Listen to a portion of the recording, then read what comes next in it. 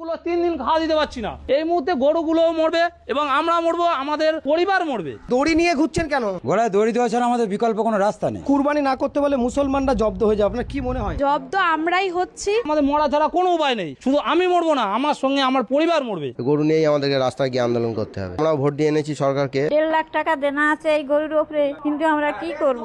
আমরা শিক্ষিত ছেলে, সরকার একটা চাকরি দিতে পারছে না, কিন্তু আমাদের পেটে লাথি মারছে সরকার। সরকার যদি না দেনার দায় নেয় তাহলে আমাদের গলায় দড়ি দিতে হবে, বিষ খেতে হবে বা আত্মহত্যা করতে হবে। যেরকম সারদায় হয়েছে, কত লোক মারা গিয়েছে, তাহলে এও তো সেরকম পরিস্থিতি পড়ে গেছে। গরু বিক্রি না হলে আমাদের না খেয়ে মরতে হবে। গরুগুলো 3 দিন খাওয়া দিতে পারছি না। এই মুহূর্তে গরুগুলো মশাই ভুল করছেন। নির্দিষ্ট সালে যেরকম কুরবানির প্রথা চলছিল সেই প্রথা চালু করে আমার ঋণ আছে 9 লাখ টাকা, ঋণের বোঝা শুভেন্দু অধিকারীকে নিতে হবে। কুরবানির নিয়ম বন্ধ করেছে, মানছি না, মানব না। মানছি না, রাজ্য সরকার কুরবানির নিয়ম বন্ধ করেছে, মানছি না, মানব না। মানছি না, মানব না।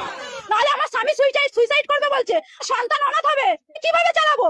আমি তো মেয়ে মানুষ, আমার কি বাইরে যাওয়ার ক্ষমতা? হিন্দুদের এইভাবে বাঁচানো যায় না দাদা ভাই, এইভাবে একদম টোটালি